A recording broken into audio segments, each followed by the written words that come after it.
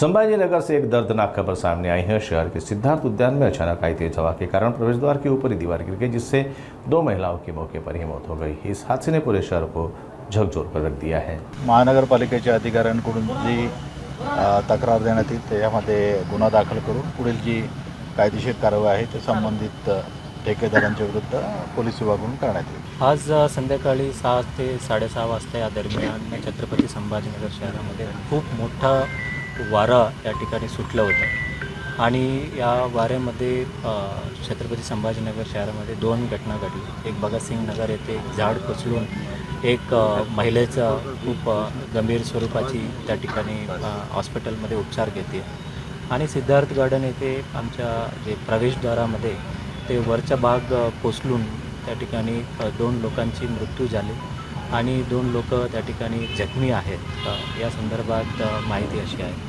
आणि हे BOT building होती आणि BOT बिल्डिंग त्या ठिकाणी मेंटेनन्स आणि हे सर्व करण्याची जिम्मेदारी त्या ठिकाणी BOT ऑपरेटर त्यांचं होतं आणि त्यांनी वारंवार मेंटेन करणे हे बघण्याचं काम त्याच्याकडे होतं, परंतु दुर्दैवाने त्यांनी काम नाही केल्यामुळे आज 2 लोकांचा मृत्यू गमावा लागला आणि त्यामुळे आम्ही त्यांच्या परिवाराबद्दल आम्ही दिलगिरी व्यक्त करतो। परंतु या सर्व जबाबदारी जे आहेत ते कंत्राटदार त्यांच्या विरुद्ध आम्ही गुन्हा दाखल करण्यात येणार आहेत। आमच्या संबंधित अधिकाऱ्यांना सूचना करण्यात आलेली आहे। अजून कुठे कुठे जे लूज स्ट्रक्चर्स आहे ते पडू शकतात खूप मोठा वाऱ्याने, कारण रेग्युलर मेंटेनन्सचे बिल्डिंगचे जे काम आहे ते कंत्राटदारांच्याकडे होतं आणि काही अपूर्ण पण काम होते त्यांनी करणे अपेक्षित होतं, परंतु काम नाही केल्यामुळे घटना घडल्याचा आम्हाला प्रथमदर्शनी निदर्शनात येतं आणि त्याचं सखोल इंटरनल ऑडिट एन्क्वायरीसुद्धा आम्ही करू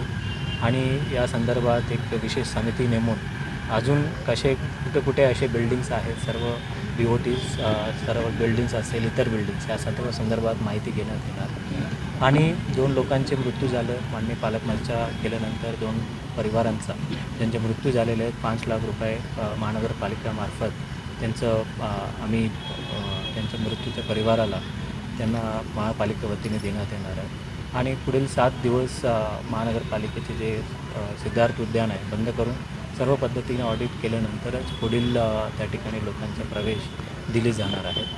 परंतु हा दुर्दैवी घटना आहे आणि त्याबद्दल महानगरपालिका खेद व्यक्त करते।